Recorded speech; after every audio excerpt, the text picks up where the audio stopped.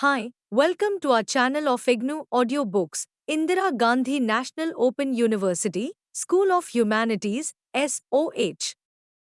Diploma in Creative Writing in English, DCE. DCE 03 Short Story. Block 1 Basic Elements of a Short Story. Unit 1 Plot Structure. 1.1 Introduction.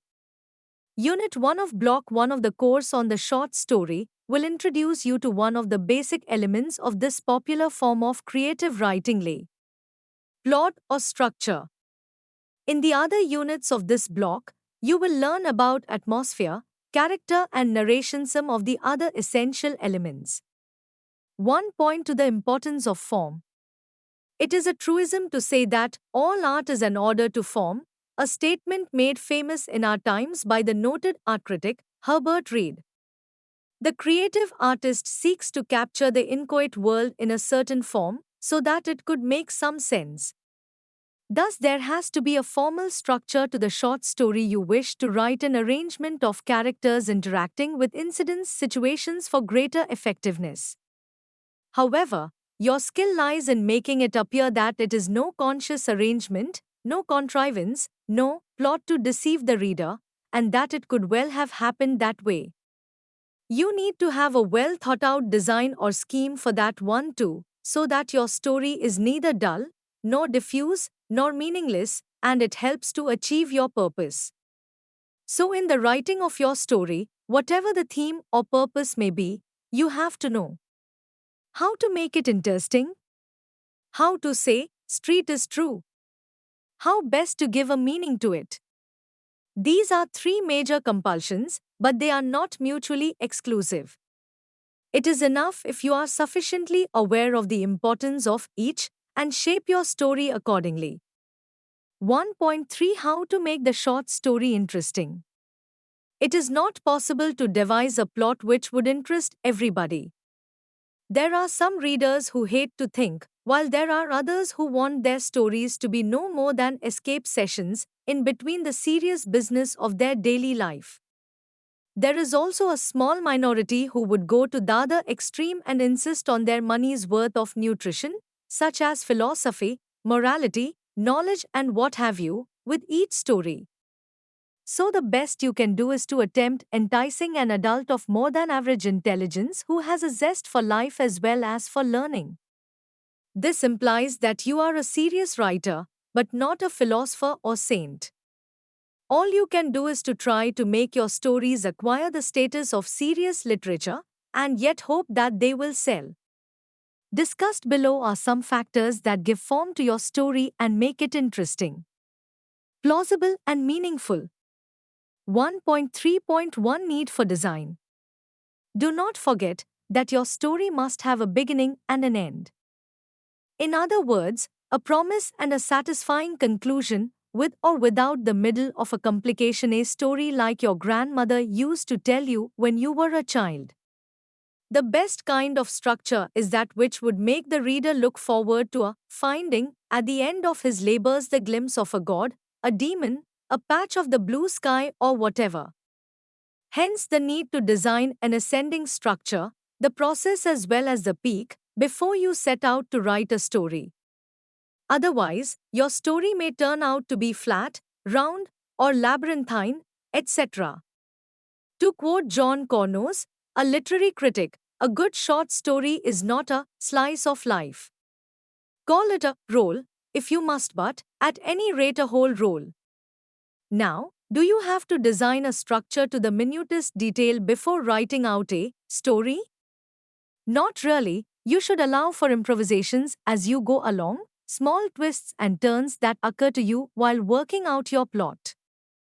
Let your imagination take you in hand once you are settled on your course. It works better with a lead pencil than a blueprint. But what is important at the designing stage is that you should be clear about the direction.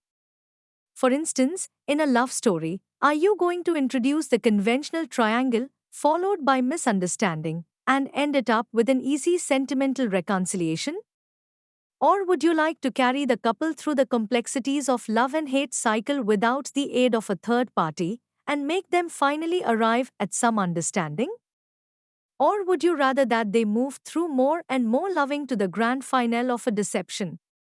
Your options are numerous, depending on your worldview, or maybe your mood at that point of time. But let the direction be clear right at the beginning, so that both characters and incidents would know which way to go and thus produce the results you have in mind. You should have formulated, in advance, howsoever vaguely the climax in your story. That is, what exactly would be the nature of interaction between the characters and the closing incident? Or, if there is no incident, what would be the contours of the situation yielding the final reconciliation? Or the grand understanding? Or, for that matter, the tragic deception? 1.3.2 Manner of telling.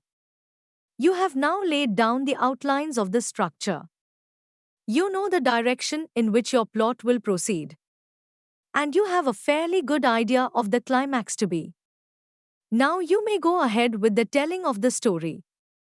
But how are you going to ensure that the reader also goes along with you and does not give up in the middle? Leaving aside the thought content which we will discuss later, the manner of telling is of utmost importance. It involves certain considerations of pace, tone, and color, which are of particular relevance to a short story, as distinct from a novel. These considerations are: times make sure that there is a constant sense of movement in the plot. There is little scope in a short story for long pauses, reflections, observations on nature, comments, etc. Such pauses are necessary only as breathers, not as relaxing interludes which may weaken the tone of urgency in looking forward to what comes next. Talking of reflections, you may sometimes have to go in for long stretches when your story is character-oriented and centers round the workings of the human mind.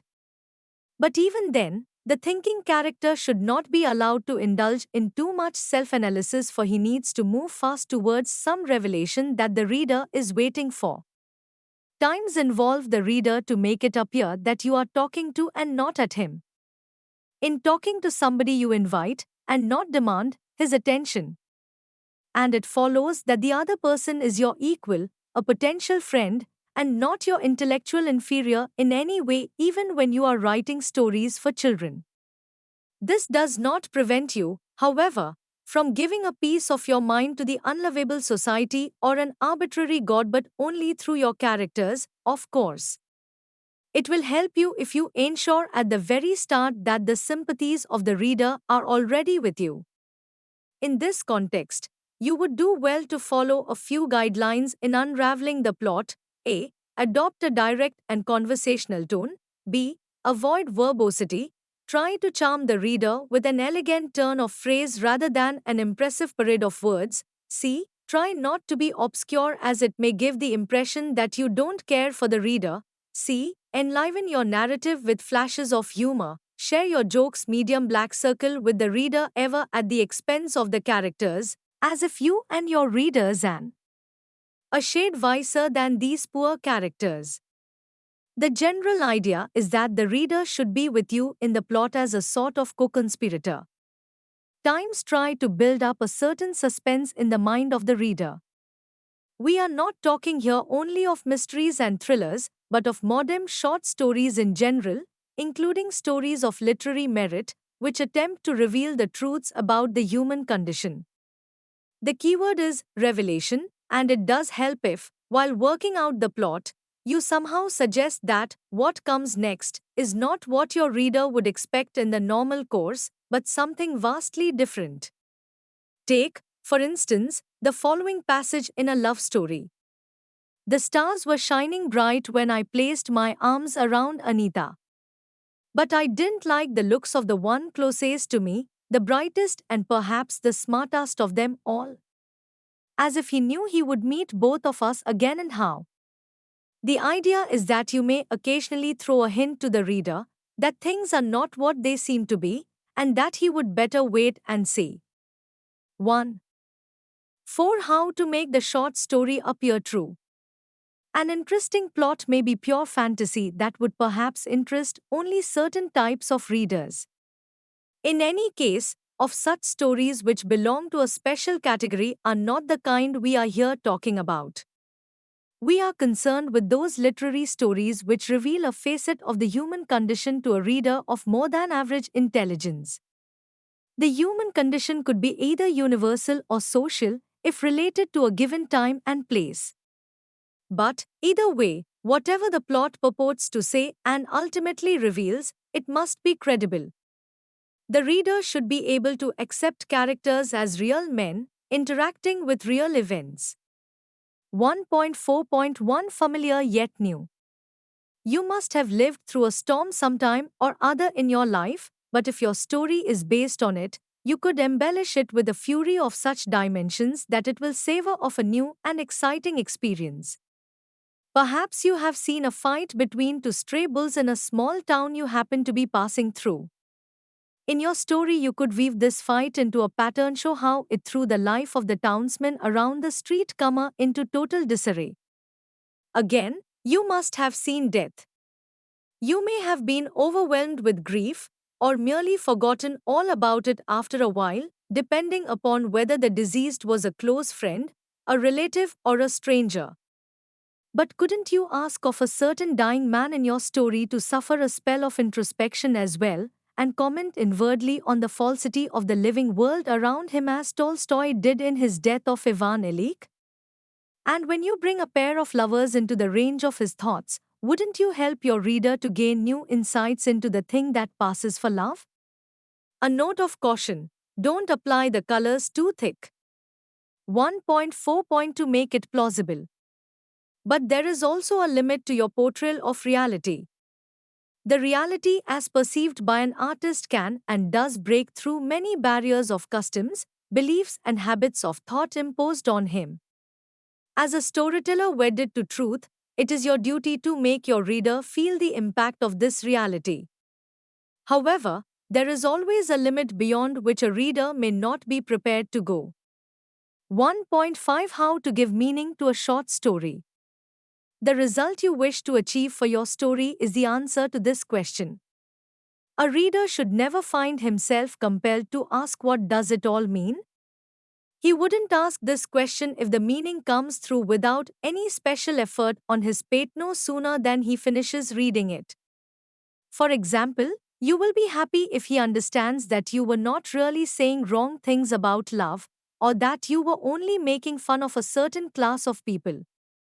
This is important, for often the reader gets the wrong signals due to some weakness in the plot, not so much in the design, but in its execution. The lapses could generally be attributed to digression, dilution, or defection. 1.5.1 Dangers of digression and dilution. Digression and dilution are usually interrelated. What happens is that you tend to forget that what you are writing is a short story and not a novel, far less a document, howsoever informative or readable it may seem to be. The entire sequence of characters and events must be bound, in a short story, to a unity of impression which alone would yield the desired meaning. So not only should you avoid introducing long pauses, as already discussed, but you should also avoid all extraneous matter, for instance, comic interludes in an essentially solemn theme, or vice versa, tender scenes of mother love when your purpose is to say something about conjugal love, satirical debunking of a social evil among the hill people. When your plot is geared to revealing the awe and wonder of the mountains, etc. Do not allow the reader to miss the central meaning on account of your getting out of focus. Whatever you are tempted to do, you must remember that it should all fall within the ambit of the central design. 1.5.2 Danger of defection. Defection or changing tracks midway is always undesirable. You may, for instance, develop a tenderness for the youthful, romantic heroine of the campus, but take care that in developing her character, you do not violate the avowedly cynical purpose of your plot, namely, to show that all youthful love is a myth. You may write another story to say that youthful love is more sinned against than sinning. But that will be another story. Decide your commitments and priorities well in advance.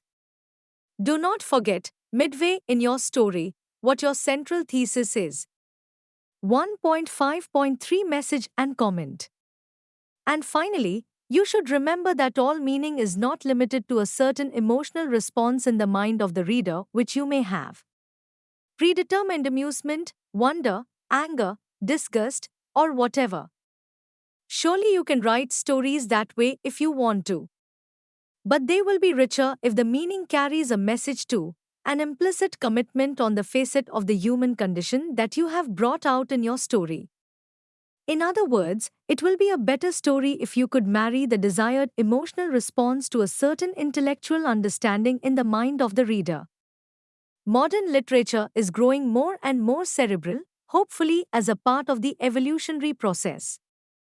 Your story will, therefore, fall short of your legitimate aspirations if the end result of the plot is merely a chuckle or a sigh and does not provoke the reader to pause for thought.